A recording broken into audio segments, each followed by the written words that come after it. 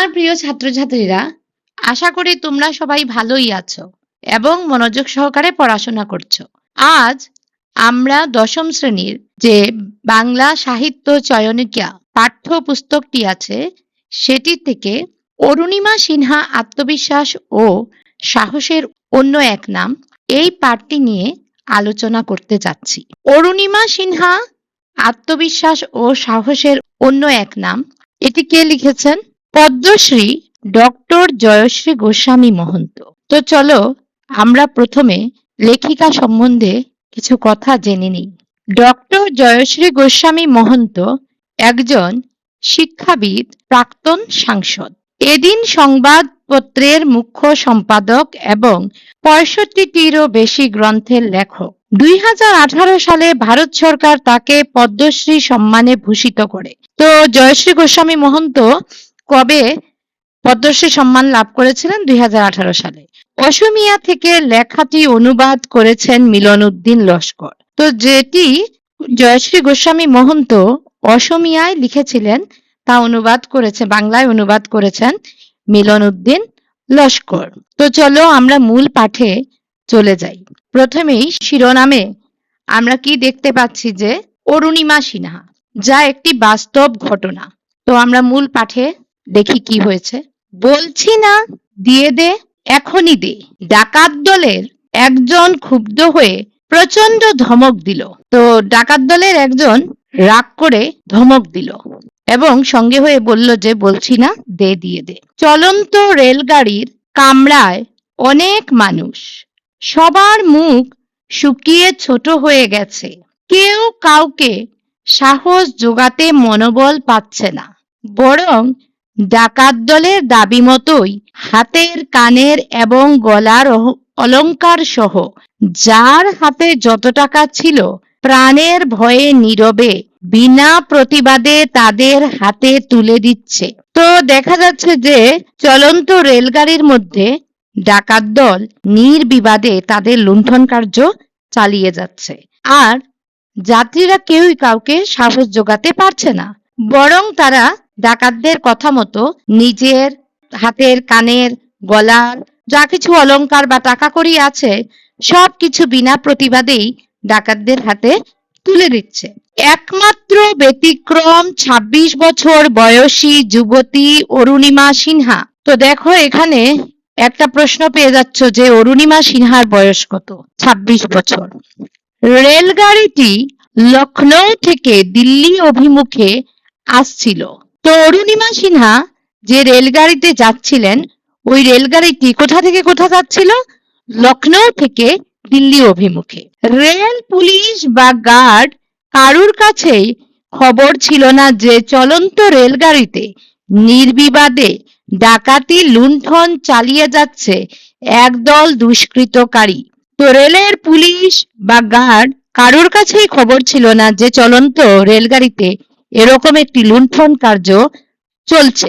রাগে টগবগ করে এবার ডাকাত দলের মধ্য থেকে একজন এসে অরুণিমার সামনে দাঁড়ালো। তো যে প্রথমেই দেখেছি আমরা যে ডাকাতরা অরুণিমাকে রাগ করে ধমক দিচ্ছে।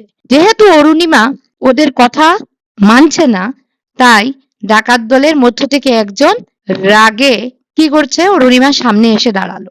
বলছি না, দিয়ে দে, এক্ষুনি ভালোয় ভালোয় দিয়ে দে চেনটি, না হলে তার পরিণাম ভালো হবে না বলছি। তো এবার আবারও ধমক দিয়ে বলছে যে যে অরুণিমা যে চেনটি, সোনার চেনটি দিচ্ছে না, তার পরিণাম কিন্তু ভালো হবে না। অরুণিমা নিরুদ্বেগ, অসংকুচিত, তার দু চোখে সাহস। তো ডাকাতদের এরকম কথাবার্তায় অরুণিমা কোনো প্রতিক্রিয়া দেখালো না। নিরুদ্বেগ অর্থাৎ শান্ত, তার দু চোখে সাহস। আমরা প্রথমেই পেয়েছি যে অরুণিমা ব্যতিক্রম। অন্যরা ভয় পেলেও সে কিন্তু একদম ভয় পায়নি। আমি দেব না, আমার গলায় যে চেনটি রয়েছে তা শুধু একটি চেনই নয়, এটি মায়ের দেওয়া ভালোবাসার আশীর্বাদ। এতে মায়ের হাতের পরশ লেগে আছে, তাই এ চেন আমি তোমাদের দিতে পারবো না। তো অরুণিমা কি বলল ডাকাতদের? যে সে এই চেনটি দিতে পারবে না। সেই চেনটি শুধু একটি সোনার চেন নয়, এটি ওর মায়ের দেওয়া ভালোবাসার উপহার ও আশীর্বাদ, এবং এই চেনটির মধ্যে ওর মায়ের হাতের স্পর্শ লেগে আছে, তাই ও চেনটি ডাকাতদের দিতে পারবে না। তারপর দেখো, অরুণিমা খুব ভালো ভলিবল খেলোয়াড়। তো তোমার যে প্রশ্ন আছে যে অরুণিমা কোন খেলায় পারদর্শী, অরুণিমা ভলিবল খেলায় পারদর্শী। জাতীয় পর্যায়ে ইতিমধ্যে সুনাম অর্জন করেছে। অরুণিমা জাতীয় পর্যায়ে দেখা যাচ্ছে অনেক সুনাম অর্জন করেছে এই ভলিবল নিয়ে। উত্তরপ্রদেশে তার বাড়ি। তো এখানে আরেকটি প্রশ্ন হচ্ছে, অরুণিমার বাড়ি কোথায়? উত্তরপ্রদেশে। ঘটনাটি 2011 সালের। এই যে ঘটনাটি ঘটেছে, কবে ঘটেছে? 2011 সালে। রেলগাড়ি চলছে, ডাকাত দলের লুটপাট ও চলছে অবিরাম। তারা বারবার অরুণিমাকে সোনার চেনটি চেয়ে ধমকাচ্ছে। অরুণিমা কোনো হুমকির কাছে নত হওয়ার মেয়ে নয়। তো রেলগাড়ি চলছে এবং সঙ্গে ডাকাতদের যে লুণ্ঠন কার্য সেটিও অবিরাম চলে যাচ্ছে, অর্থাৎ বিরামহীন ভাবে। তারা বারবার অরুণিমাকে সোনার চেনটি চেয়ে ধমক দিচ্ছে, বকা দিচ্ছে, কিন্তু অরুণিমা কোনো হুমকির কাছে, এই যে ডাকাতদের হুমকি বা বকা, কোনো কিছুর কাছে নত হওয়ার মতো মেয়ে নয়। রেলগাড়ির একই কামরায় থাকা অন্যান্য যাত্রীরা চোখের ইঙ্গিতে অরুণিমাকে দিয়ে দিতে ইঙ্গিত দিচ্ছিল, যদিও সে অন্যায়ের কাছে মাথা নত করতে চাইছিল না। বারবার সে একই কথা বলে চলেছে, এটি আমার মায়ের দেওয়া আশীর্বাদ, এটি শুধু একটা চেন নয়। তো অরুণিমার সঙ্গে যারা অন্যান্য যাত্রী রয়েছেন তারা অরুণিমাকে চোখের ইশারায় সোনার চেনটা দিয়ে দিতে বলছেন, কিন্তু অরুণিমা অন্যায়ের কাছে মাথা নত করার মতো মেয়ে নয়। সে বারবার একটি কথাই বলছে যে এটি শুধুমাত্র একটি চেন নয়, এটি মায়ের দেওয়া আশীর্বাদ। তাহলে দেবে না? আমাদের অবাধ্য হবার পরিণতি কি হতে পারে জানিস? কোনো একজন হুঙ্কার দিয়ে এ কথাগুলি বলল। তো ডাকাত দলের মধ্যে থেকে একজন চিৎকার করে বলল যে অরুণিমা কি এই চেনটা দেবে না? ওদের কথার অবাধ্য হওয়ার পরিণতি কি হতে পারে এটা কি অরুণিমা বুঝতে পারছে? তারপর দেখো, মুহূর্তের মধ্যে দুজন ডাকাত এগিয়ে এলো এবং কেউ আটকানোর আগেই অরুণিমাকে চ্যাংদোলা করে তুলে নিয়ে চলন্ত রেলগাড়ি থেকে দরজা খুলে বাইরের অন্ধকারে ছুড়ে দিল। তো মুহূর্তের মধ্যেই দুজন ডাকাত এগিয়ে এলো এবং কেউ কিছু প্রতিক্রিয়া করবার আগেই বা আটকানোর আগেই অরুণিমাকে দুজনে মিলে কোলে তুলে চলন্ত রেলগাড়ির দরজা খুলে বাইরের অন্ধকারে ছুড়ে ফেললো। সে সময় অন্য একটি রেলগাড়ি আসছিল। অরুণিমা চলন্ত রেলগাড়িতে ধাক্কা খেয়ে বস্তার মতো নিচে পড়ে গেল। আর কি দেখা যাচ্ছে, অন্য দিক থেকেও একটি ট্রেন আসছিল, আর অরুণিমাকে যখন ওরা ফেললো তখন চলন্ত রেলগাড়ির মধ্যে ধাক্কা খেয়ে অরুণিমা বস্তার মতো, বস্তা যেরকম গড়িয়ে গড়িয়ে পড়ে ওইরকম অরুণিমাও ট্রেন থেকে গড়িয়ে গড়িয়ে পড়তে লাগলো। অরুণিমা প্রাণপণে চিৎকার দিলেও রেল ইঞ্জিন এবং চাকার শব্দে তার গলার আওয়াজ চাপা পড়ে গেল। অরুণিমা নিজের প্রাণ বাঁচানোর জন্য চিৎকার করলেও রেলের যে ইঞ্জিন বা চাকার শব্দে তার গলার আওয়াজ কেউ শুনতে পেল না। প্রায় 7 ঘন্টা সময় সে রেল লাইনের কাছে পড়ে থাকলো এবং এই সময়সীমায় 39টি রেলগাড়ি পার হয়ে গেল। তো অরুণিমা এই রেল লাইনের কাছে কত সময় ছিল? প্রায় 7 ঘন্টা।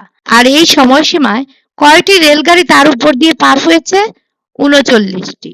রাতের অন্ধকারে অরুণিমাকে কেউ দেখতে পায়নি অথবা কেউ ভয়ে এগিয়ে আসেনি। রাতের অন্ধকারে হয়তো অরুণিমাকে কেউ দেখতে পায়নি বা ভয়ে কেউ এগিয়ে আসেনি। ভোর হবার পর সবাই দেখলো লখনৌ দিল্লিগামী রেল লাইনের কাছে গুরুতরভাবে আহত অবস্থায় পড়ে রয়েছে এক যুবতী। তো ভোর হবার পর রেল লাইনের কাছে গিয়ে মানুষ দেখতে পেল যে এক যুবতী খুব ভীষণভাবে আহত হয়েছে। প্রথমে বেরেলি হাসপাতালে এবং তারপর দিল্লির all India institute of medical সায়েন্সে তার চিকিৎসার ব্যবস্থা করা হলো। তো প্রথমে অরুণিমাকে বেরেলি হাসপাতালে নিয়ে যাওয়া হলো, তারপর ওকে দিল্লির all India institute of medical সায়েন্সে নিয়ে যাওয়া হলো চিকিৎসার জন্য। কেউ কেউ বলল টিকিট ছাড়া ভ্রমণ করছিল বলে টিটি যখন অরুণিমার কাছে টিকিট চাইলো তখনই ও রেল কামরা থেকে ঝাঁপ দিয়েছিল। কেউ বললে অন্য কোনো কারণে অরুণিমা আত্মহত্যা করার জন্য রেল লাইনে গিয়েছিল। তো মানুষ তখন কি করলো, নানা ধরনের কথাবার্তা বা গুজব রটাতে শুরু করলো। কেউ বলল যে অরুণিমা বিনা টিকিটে ভ্রমণ করছিল, আর টিটি যখন অরুণিমার কাছে টিকিট চাইতে এসেছিল তখন অরুণিমা রেলের কামরা থেকে ঝাঁপ দিয়েছিল। আবার কেউ বলল হয়তো কোনো ব্যক্তিগত কারণে অরুণিমা আত্মহত্যা করার জন্য রেল লাইনে গিয়েছিল। কথাগুলি অরুণিমার কানে আসছিল, এগুলি তার মনে দুঃখ দেওয়া ছাড়া ও সকল কথাকে চ্যালেঞ্জ হিসেবে নিয়ে নতুন করে জীবন গড়ে তুলতে সংকল্পবদ্ধ করে তুলছিল। তো এসব কথা অরুণিমা হাসপাতালের বিছানায় শুয়ে শুয়ে শুনতে পাচ্ছিল, কিন্তু এগুলো তার মনে দুঃখ দেওয়া ছাড়াও কি করছিল, এই কথাগুলোকে সে চ্যালেঞ্জ হিসেবে নিয়ে তার জীবনকে নতুন ভাবে গড়ে তুলতে প্রতিজ্ঞাবদ্ধ হচ্ছিল। সেই ঘটনায় সে তার একটি পা চিরদিনের জন্য হারালো এবং অন্য একটি পায়ে লোহার রড ঢুকিয়ে তার সাহায্যে চলাফেরা করতে সক্ষম হলো। তো এই মর্মান্তিক ঘটনার ফলে অরুণিমা তার একটি পা চিরদিনের জন্য হারালো এবং অন্য একটি পায়ে লোহার রড ঢুকিয়ে চলাফেরা করতে সক্ষম হলো। হারানো পায়ে কৃত্রিম পা সংযোজন করা হলো। যে পাটি চিরতরে হারিয়েছে সেই পায়ের মধ্যে কি করা হলো, কৃত্রিম অর্থাৎ নকল পা সংযুক্ত করা হলো। হাসপাতালের বিছানায় শুয়ে থাকার সময় তার মনে হিমালয়ের শিখরে চড়ার স্বপ্ন তীব্র হয়ে উঠতে লাগলো। আর হাসপাতালের বিছানায় শুয়ে শুয়ে অরুণিমা হিমালয়ের শিখরে চড়ার যে স্বপ্ন সেটা বুনতে আরম্ভ করলো। এভারেস্ট বিজয়ের আকাঙ্ক্ষায় সে পায়ের ব্যথা এবং বিকলাঙ্গতার কথা ভুলে গেল। আর এভারেস্ট বিজয়ের যে ইচ্ছা বা আকাঙ্ক্ষা, এই আকাঙ্ক্ষার ফলে সে তার পায়ের ব্যথা বা বিকলাঙ্গতার কথা ভুলে গেল, বরং কোথায় কিভাবে এ বিষয়ে প্রশিক্ষণ নিলে কৃতকার্য হতে পারবে সে বিষয়ে চিন্তা করতে শুরু করলো। তো অরুণিমা কিভাবে প্রশিক্ষণ নেবে বা কার কাছ থেকে প্রশিক্ষণ নেবে সেসব বিষয় নিয়ে চিন্তা করতে আরম্ভ করলো। তার মনে এলো এভারেস্ট বিজয়ী বাচেন্দ্রী পালের কথা। তিনি তাকে সঠিক পথ দেখিয়ে পরামর্শ দিতে পারবেন। তো অরুণিমার মনের মধ্যে এলো এভারেস্ট বিজয়িনী বাচেন্দ্রী পালের কথা, যে তিনি অরুণিমাকে সঠিক পথ দেখিয়ে পরামর্শ দিতে পারবেন। 4 মাস পর সে হাসপাতাল থেকে রিলিজ নিয়ে বাড়িতে না গিয়ে সরাসরি বাচেন্দ্রী পালের সঙ্গে দেখা করলো। তো হাসপাতাল থেকে যখন অরুণিমা 4 মাস পর ছুটি পেল তখন সে বাড়িতে না গিয়ে সোজা বাচেন্দ্রী পালের সঙ্গে দেখা করতে গেল। তার দু চোখে তখন এভারেস্ট বিজয়ের স্বপ্ন, পৃথিবীর শীর্ষতম স্থান লাভ করার তীব্র ইচ্ছা। আর অরুণিমার চোখের মধ্যে কি ছিল, এভারেস্ট বিজয়ের স্বপ্ন, অর্থাৎ পৃথিবীর যে সবচেয়ে উঁচু জায়গা এটি দখল করার একটা ইচ্ছা। বাচেন্দ্রী পাল তার সকল কথা সহমর্মিতার সঙ্গে শুনলেন। মেয়েটির দু চোখের স্বপ্ন, চ্যালেঞ্জ এবং আত্মপ্রত্যয়ের জন্য তারও মনে বিশ্বাস জাগলো যে সঠিক প্রশিক্ষণ এবং সাহস পেলে এই মেয়েটি নিশ্চয় একদিন লক্ষ্যে উপনীত হতে পারবে। তো বাচেন্দ্রী পাল প্রথমে অরুণিমার কথা সহানুভূতি সহকারে শুনলেন এবং তার দু চোখের স্বপ্ন, চ্যালেঞ্জ এবং আত্মবিশ্বাস দেখে বাচেন্দ্রী পালের মনেও বিশ্বাস জাগলো যে এই মেয়েটিকে সঠিক প্রশিক্ষণ অর্থাৎ ট্রেনিং এবং সাহস যদি জোগানো যায় তাহলে মেয়েটি একদিন নিশ্চয়ই লক্ষ্যে উপনীত হতে পারবে। তার আকাঙ্ক্ষা দেখে অনেকেই তাকে পরামর্শ দিয়ে বলেছিলেন একটি কৃত্রিম পা আর অন্যটি থেকেও না থাকার মতো হিমালয় পর্বতারোহণ, যা অতি কঠিন কৌশল এবং পরিশ্রম সাপেক্ষ, তাতে এরকম অবস্থায় সাফল্য লাভ করা তোমার পক্ষে সম্ভব নয়। তো অরুণিমার এই যে ইচ্ছা বা আকাঙ্ক্ষা দেখে অনেকেই অরুণিমাকে পরামর্শ দিয়েছিলেন যে এমনিতেই একটি কৃত্রিম পা এবং অন্য পাটিতেও রড ঢোকানো, এমত অবস্থায় হিমালয় পর্বতারোহণ তার পক্ষে দুঃসাধ্যকর বা পরিশ্রম সাপেক্ষ, আর এরকম অবস্থায় সফলতাও লাভ করা সম্ভব নয়। তার চেয়ে সাধারণভাবে জীবনযাপন করো, এরকম কঠিন কাজে এগিয়ে জীবনটিকে বিপদাপন্ন করার প্রয়োজন নেই। তো মানুষ কি বলছিল যে অরুণিমাকে তার কৃত্রিম পা নিয়ে হিমালয় পর্বতারোহণ করার কোনো প্রয়োজন নেই, এর চেয়ে বরং সাধারণভাবে জীবনযাপন করা উচিত, কেননা এরকম কঠিন কাজে জীবনকে বিপদাপন্ন করার কোনো প্রয়োজন নেই। যার চোখে এভারেস্ট বিজয়ের স্বপ্ন এবং অন্তরে প্রচন্ড সাহস এবং আত্মবিশ্বাস, তাকে এ সকল কথায় লক্ষ্য থেকে বিচ্যুত করতে পারবে কি? তো যার চোখে এভারেস্ট বিজয়ের স্বপ্ন, অন্তরে সাহস আর আত্মবিশ্বাস আছে, তাকে এসব কথাবার্তা কি তার লক্ষ্যপথ থেকে সরাতে পারবে? বিচ্যুত করা মানে সরাতে, কি সরাতে পারবে? না। কারো মনে যদি সাহস এবং আত্মবিশ্বাস থাকে তাহলে সে তার লক্ষ্যে পৌঁছতে পারবেই। লক্ষ্য স্থির রেখে অরুণিমা দিনে দিনে এগিয়ে যাচ্ছিল। তো অরুণিমার লক্ষ্যপথের দিকে দিন দিন এগিয়ে যাচ্ছিল।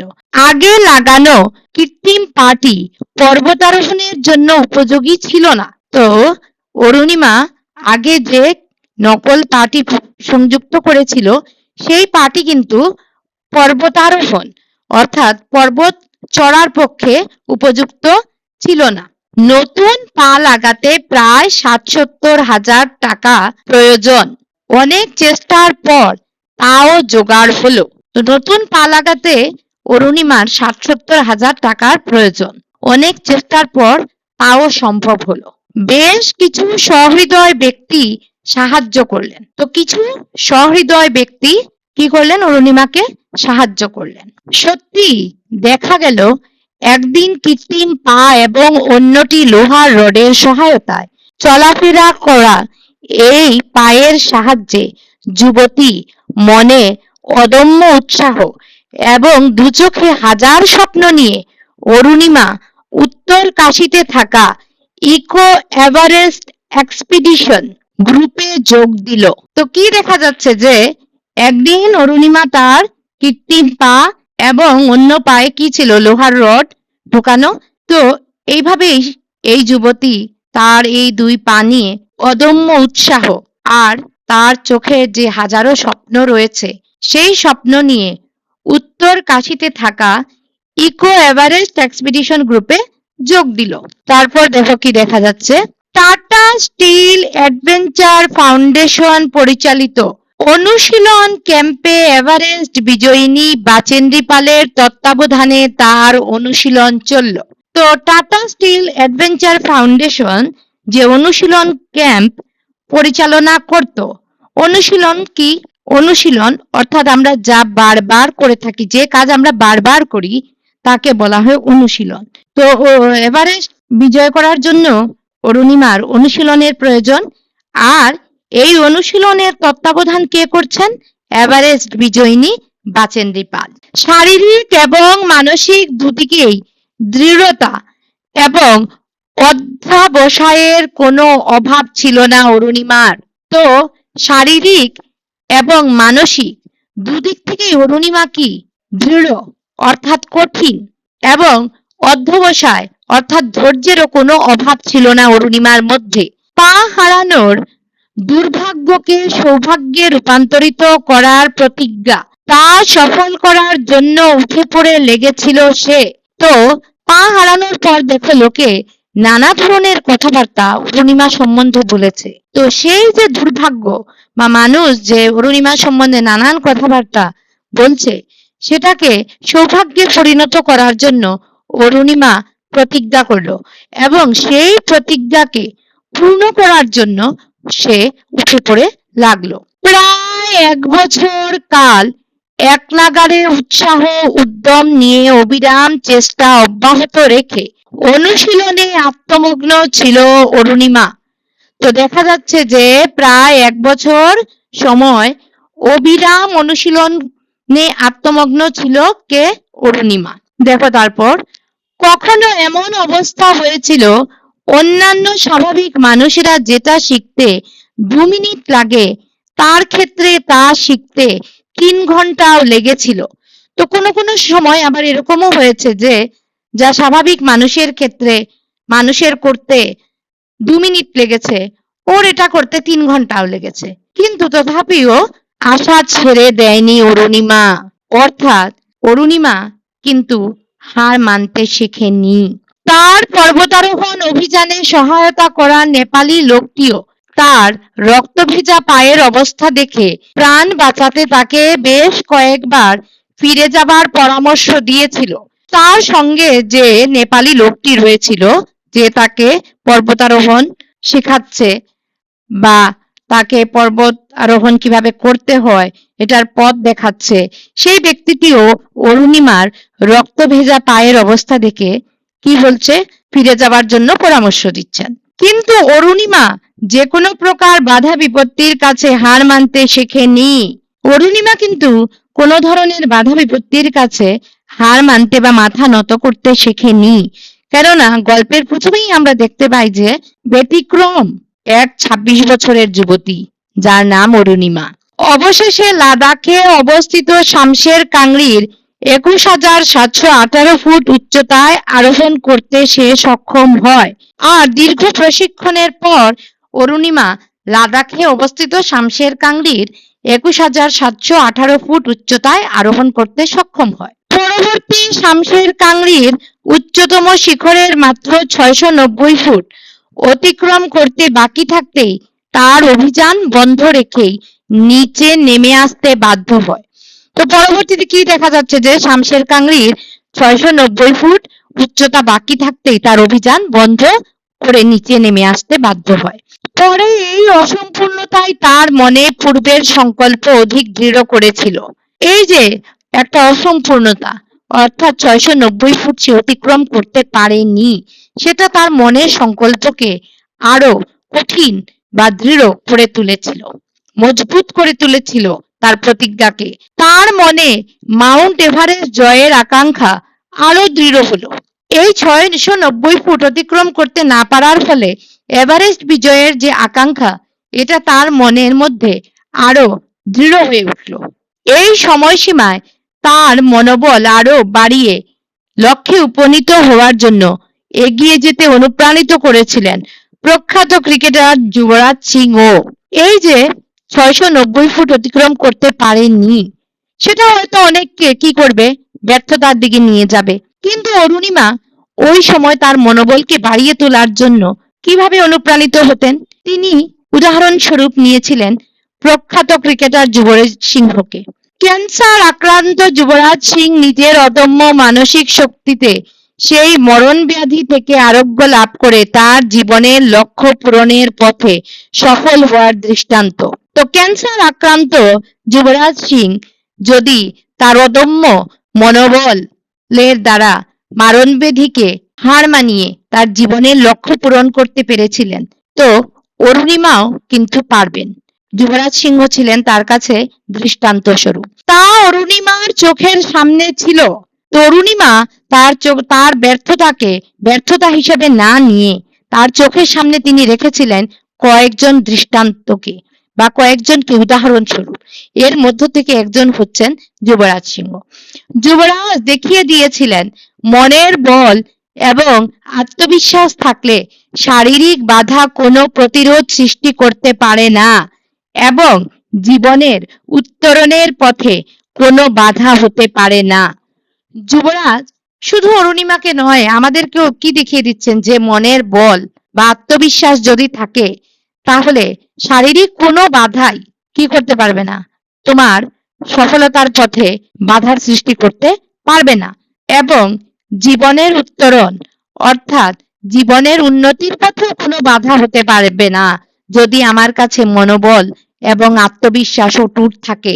তারপর দেখো, সেই কষ্টকর দিনগুলোতে তাকে মনোবল অটুট রেখে এগিয়ে যেতে সহায়তা করেছিল তার বোন এবং বাচেন্দ্রী পাল।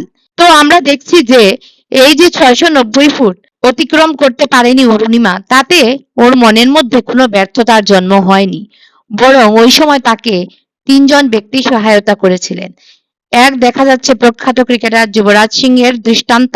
2, তার বোন এবং তার যে প্রশিক্ষক বাচেন্দ্রী পাল। মাউন্ট শামশের কাংড়ির শিখরে না ওঠার বেদনা অরুণিমার মনোবল কমাতে পারেনি।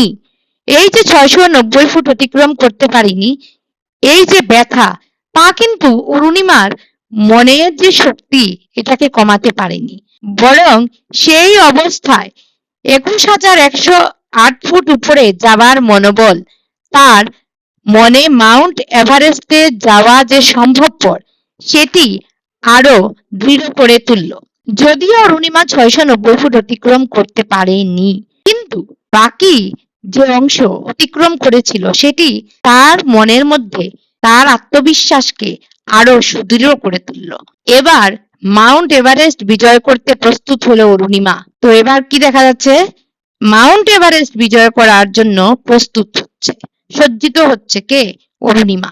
মাউন্ট এভারেস্টের শিখরে উঠে ফটো তোলার ভিডিওর মাধ্যমে বিশ্ববাসীকে নিজের বিরল অভিজ্ঞতার বিষয়ে জানানোর অভিপ্রায় সে 2টি ক্যামেরা সঙ্গে নিয়েছিল। তো মাউন্ট এভারেস্টের শিখরে উঠে ফটো তোলার জন্য বা ভিডিওর মাধ্যমে বিশ্ববাসীকে নিজের অভিজ্ঞতার বিষয় ভাগ করার জন্য সে কি করেছিল, সঙ্গে 2টো ক্যামেরাও নিয়ে গিয়েছিল। নিয়েছিল জল ও অক্সিজেন। আর সঙ্গে কি নিয়েছিল? জল এবং অক্সিজেন। 4 নম্বর ক্যাম্পে পৌঁছতেই দুটোই পা থেকে রক্ত ঝরে এসে এক ভয়ঙ্কর অবস্থা হয়েছিল। তো অরুণিমা যখন 4 নম্বর ক্যাম্পে পৌঁছয় তখন তার পা থেকে অঝরে রক্ত পড়তে আরম্ভ করলো। সঙ্গে যে শেরপা ছিল সে অরুণিমাকে বারবার সতর্ক করে দিচ্ছিল যে যে কোনো মুহূর্তে অক্সিজেন শেষ হতে পারে, তখন মৃত্যুকে ডেকে নেওয়া ছাড়া আর কোনো উপায় থাকবে না।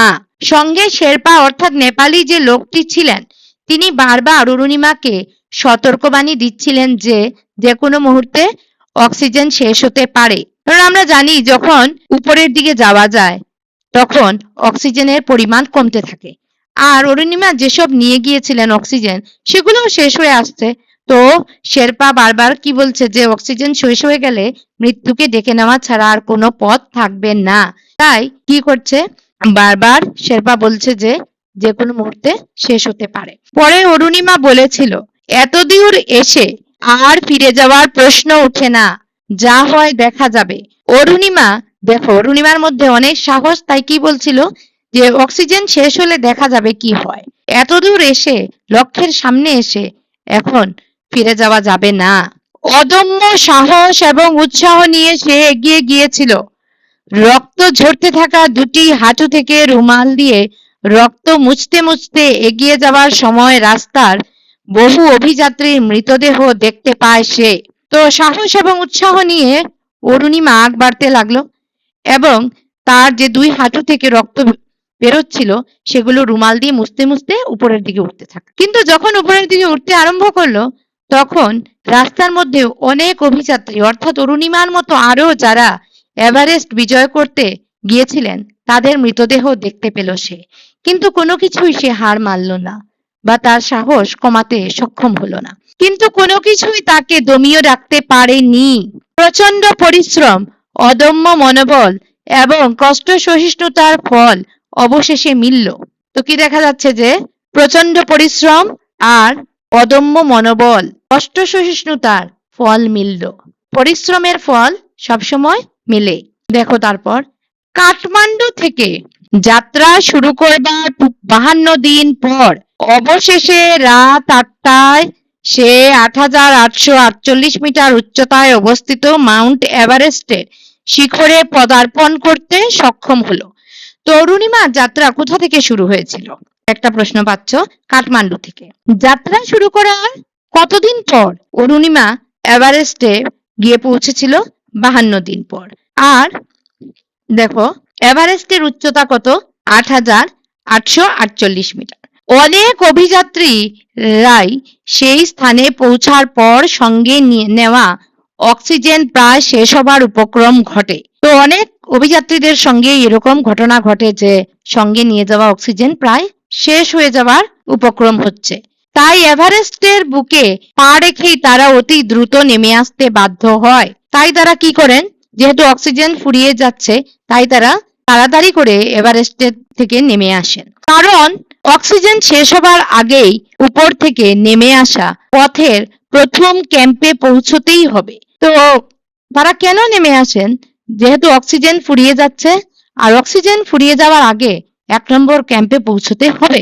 অরুণিমারও অক্সিজেন প্রায় শেষ হয়ে আসছিল। তো সবার সঙ্গে যা ঘটে অরুণিমার সঙ্গেও তাই ঘটছে, অক্সিজেন প্রায় শেষ হয়ে যাচ্ছে। সঙ্গে শেরপাকে মাউন্ট এভারেস্টের শিখরে দাঁড়িয়ে থাকা অবস্থায় তার ছবি ও ভিডিও নিতে অনুরোধ করেছিল। তো ওর সঙ্গে যে শেরপা গিয়েছিলেন, শেরপাকে অরুণিমা অনুরোধ করছে যে এভারেস্টের শিখরে দাঁড়ানো অবস্থায় তার এক ছবি এবং ভিডিও নেওয়ার জন্য। শেরপা বলছিল, এখানে বেশি সময় অপেক্ষা করলে প্রাণ সংশয় হতে পারে বলে তাকে বুঝিয়ে ভারতের জাতীয় পতাকা হাতে দণ্ডায়মান অরুণিমার ছবি তুলে দিয়েছিল। শেরপা বলছিল যে এখানে বেশি সময় থাকা সুবিধাজনক নয়, প্রাণের ভয় আছে। তাই অরুণিমাকে বুঝিয়ে শেরপা কি করলেন, ভারতের জাতীয় পতাকা হাতে থাকা অবস্থায়, দাঁড়ানো অবস্থায় অরুণিমার একটা ছবি তুলে দিলেন। প্রায় 1.5 ঘন্টার মতো অরুণিমা এভারেস্টে ছিল। তো এখানে আরেকটা প্রশ্ন পাচ্ছ যে অরুণিমা এভারেস্টে কত সময় ছিলেন? তো আমরা উত্তর পেয়ে যাচ্ছি প্রায় 1.5 ঘন্টা। তারিখটি ছিল 21শে মে 2013। তো অরুণিমা কবে এবং কোন সময় এভারেস্টের শিখরে গিয়ে পৌঁছেছিলেন? তো তোমার কবে? উত্তর হচ্ছে 21শে মে 2013, আর সময়টি হচ্ছে রাত 8টায়। তো এখানে 2টা প্রশ্ন পেয়ে যাচ্ছ। তো দেখো, অরুণিমার সঙ্গে মর্মান্তিক ঘটনাটি ঘটেছিল 2011-তে, আর 2013 সনে তিনি বিশ্ববাসীকে চমকে দিয়েছিলেন তার এই এভারেস্ট বিজয় ঘটনার মধ্য দিয়ে। এহেন স্মরণীয় সাফল্যের জন্য ভারত সরকার 2015 সালে তাকে পদ্মশ্রী সম্মানে বিভূষিত করেছিলেন। তো অরুণিমা পদ্মশ্রী সম্মান কবে পেয়েছিলেন? 2015 সালে। তখনকার মাননীয় রাষ্ট্রপতি প্রণব মুখোপাধ্যায়ের কাছ থেকে এই সম্মান লাভ করা ছাড়া ও রাষ্ট্রপতির কাছ থেকে অরুণিমা 2015 সালে তেনজিং নোরগে সম্মান লাভ করে। তো 2015 সালে অরুণিমা সিনহা তখনকার রাষ্ট্রপতি প্রণব মুখোপাধ্যায়ের কাছ থেকে পদ্মশ্রী এবং তেনজিং নোরগে সম্মান লাভ করেছিলেন। 2014 সালে ভূতপূর্ব রাষ্ট্রপতি ডক্টর এপিজে আব্দুল কালামের কাছ থেকে অ্যামেজিং ইন্ডিয়ান অ্যাওয়ার্ড লাভ করে। আর 2014 সালে তিনি ভূতপূর্ব রাষ্ট্রপতির কাছ থেকে কি পেয়েছিলেন? ভূতপূর্ব রাষ্ট্রপতি ডক্টর এপিজে আব্দুল কালামের কাছ থেকে অ্যামেজিং ইন্ডিয়ান অ্যাওয়ার্ডও লাভ করেছিলেন। তো দেখো, এখানে আরেকটা প্রশ্ন পেয়ে যাচ্ছ যে অরুণিমা সিনহা কোন 2জন রাষ্ট্রপতির কাছ থেকে পুরস্কার লাভ করেছিলেন? এক হচ্ছেন ভূতপূর্ব রাষ্ট্রপতি ডক্টর এপিজে আব্দুল কালাম, আর দ্বিতীয় জন হচ্ছেন প্রণব মুখোপাধ্যায়। প্রধানমন্ত্রী নরেন্দ্র দামোদর মোদী অরুণিমার লেখা বই উন্মোচন করে তার ভূয়সী প্রশংসা করেন। তো নরেন্দ্র দামোদর মোদীও অরুণিমার লেখা আত্মজীবনী বইটি উন্মোচন করে তার প্রশংসা করেছিলেন। ভিন্ন ভিন্ন সময় এবং পরিবেশে এ ধরনের এক একজন ব্যক্তি নিজ প্রতিভায় জাতীয় জীবনে উজ্জ্বল হয়ে ওঠেন, অন্য সহস্রজনের জন্য আশা এবং প্রেরণার উৎস হয়ে ওঠেন। তো আমরা কি দেখতে পাচ্ছি যে বিভিন্ন সময় এবং বিভিন্ন পরিবেশ থেকে বিভিন্ন ব্যক্তি তার নিজ প্রতিভা বলে সমাজের মধ্যে উজ্জ্বল হয়ে ওঠেন এবং অন্য সবার সামনে তিনি একটা দৃষ্টান্ত স্বরূপ হয়ে ওঠেন। তো এর মধ্যে দিয়ে দেখো আমরা রাষ্ট্রপতি এপিজে আব্দুল কালামও আমাদের কাছে কিন্তু একজন দৃষ্টান্ত স্বরূপ। তার অর্থনৈতিক অবস্থা কিন্তু সেরকম ছিল না, কিন্তু তিনি তার পরিশ্রম এবং অদম্য মনোবলের ফলে মিসাইল ম্যান এবং রাষ্ট্রপতি হতে সক্ষম হয়েছিলেন। সে ধরনের আশা এবং প্রেরণা অনেককে আনন্দ দেয়, তাদের অন্তরের হতাশা দূর করে এবং পুনরায় নতুন উদ্যমে এগিয়ে গিয়ে লক্ষ্যে উপনীত হতে সাহস যোগায়। তো আমরা যখনই দেখো এই ধরনের মানুষের কথা পড়ি বা শুনি, তো এইসব মানুষের যে জীবনী বা জীবনের যে গল্প, সেসব আমাদের মনেও আশা জাগাতে সাহায্য করে বা প্রেরণা দিতে সাহায্য করে। আবার কখনো কখনো মনের মধ্যে বল জোগাতেও সাহায্য করে। আর কি করে, আমরা যারা হতাশ হয়ে যাই তাদের মনের যে হতাশা এগুলো দূর হয়ে যায় এবং আমরা পুনরায় আবার নতুন উদ্যমে এগিয়ে যেতে সক্ষম হই। ওরা আমাদের কাছে পথ প্রদর্শক হয়ে ওঠেন। এই ক্ষেত্রে আমরা মহাভারতের একলব্যের কাহিনী স্মরণ করতে পারি, যে নিজের সাধনা ও একাগ্রতার বলে সিদ্ধি লাভ করেছিল। তো এখানে আমরা মহাভারতের একজনের কাহিনী স্মরণ করতে পারি, মনে করতে পারি, যে নিজের সাধনা এবং একাগ্রতার ফলে কি করেছিল, ধনুর্বিদ্যা শিখতে সক্ষম হয়েছিল। আমাদের সকলের জানাই আছে একলব্যের কাহিনী। স্মরণ করতে পারি মহাভারতের তৃতীয় পাণ্ডব অর্জুনের একাগ্রতা এবং ধৈর্যের কথা। আর কার কথা আমরা মনে করতে পারি?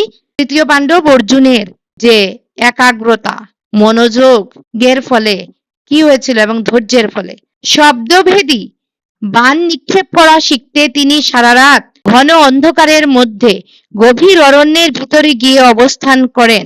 সেখানে শব্দ অনুসরণ করে তীর ছোড়ার অভ্যাস করে কৃতকার্য হয়েছিলেন। তো অর্জুনও তার চোখে কাপড় বেঁধে শুধুমাত্র কোনো কিছুর শব্দকে অনুসরণ করে তিনি তীর ছুঁড়তে সক্ষম হয়েছিলেন। এর জন্য প্রয়োজন হয়েছিল তার অভ্যাসের, অনুশীলনের। যখন মানুষের মধ্যে একাগ্রতা থাকবে, ধৈর্য থাকবে এবং সঙ্গে হয়ে সে অভ্যাস বা অনুশীলন করবে, তখন তাকে কৃতকার্য বা সফল হওয়ার পথ থেকে কেউ বিচ্যুত করতে পারবে না। তারপর দেখো, স্টিফেন হকিং এর মতো শারীরিক ভাবে অক্ষম এই বিজ্ঞানী সারা বিশ্ববাসীর হৃদয় জয় করেছিলেন তার বিরল প্রতিভার মাধ্যমে। তো স্টিফেন হকিং, যিনি একজন পদার্থ বিজ্ঞানী ও গাণিতজ্ঞ ছিলেন, তো তাকেও দেখো বিশ্ববাসী স্মরণ করে কিসের জন্য? তার বিরল প্রতিভার জন্য। কেননা তিনি মোটর নিউরন রোগে ভুগছিলেন এবং হুইল চেয়ারে শায়িত অবস্থায় তিনি তার গবেষণার কার্য চালিয়ে গেছেন। অরুণিমা সিনহার মতো লক্ষ লক্ষ মহিলা আমাদের মধ্যে রয়েছেন, কেবল তাদের মধ্যে লুকিয়ে থাকা প্রতিভা বিকাশের ক্ষেত্রে সামান্য আশ্বাস, সহমর্মিতা ও সহায়তার প্রয়োজন। তো আমাদের আশেপাশেও এমন অনেক অরুণিমা রয়েছেন, শুধু শারীরিক দিকে বিকলাঙ্গ বলে নয়, কেউ কেউ আমরা মনের দিক থেকেও ভেঙে পড়ি। তো যখন তাদেরকে মনের দিক থেকে, শরীরের দিক থেকে, সব দিক থেকে সাহস যোগানো যাবে, তারাও কিন্তু একদিন আমাদের সামনে দৃষ্টান্ত হয়ে উঠবেন। অরুণিমা নিজের ভাষায়, আমি মাত্র একজন অরুণিমা নই, আমার মতো হাজার হাজার অরুণিমা রয়েছে। তো আমাদের চারপাশেই হোক আর আমাদের বিশ্বের মধ্যেই হোক, অনেক অনেক অরুণিমা রয়েছেন। আপনারা তাদের চিহ্নিত করে জীবনের পথে এগিয়ে যেতে, সাফল্য পেতে প্রেরণা দিলে সত্যিকার অর্থে দেশের কাজ হবে। আর আমরা যদি এই ধরনের মানুষদের কি করি, সহায়তা করি, তাদের সাহস যোগাতে চেষ্টা করি, আর কিছু না পারি, ওদেরকে যদি উৎসাহ দিই, তাহলে ওরা এগিয়ে যেতে সক্ষম হবে।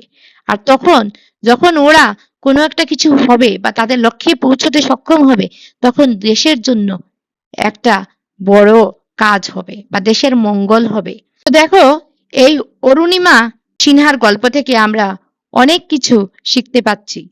যখনই আমরা হতাশ হয়ে যাব, তখন আমরা এই ধরনের মানুষদের কাহিনী মনে করতে পারি, তখন আমাদের মনের মধ্যে উৎসাহ, উদ্দীপনা আবারও জেগে উঠবে এবং আমরা নতুন প্রেরণা নিয়ে আবার আমাদের লক্ষ্যে পৌঁছতে সক্ষম হব। তো ছাত্ররা, তোমাদের যদি পছন্দ হয়ে থাকে আমার আলোচনাটুকু, তাহলে লাইক, শেয়ার, সাবস্ক্রাইব করতে ভুলবে না, কেননা তোমাদের সাহায্য একান্ত কাম্য। ধন্যবাদ।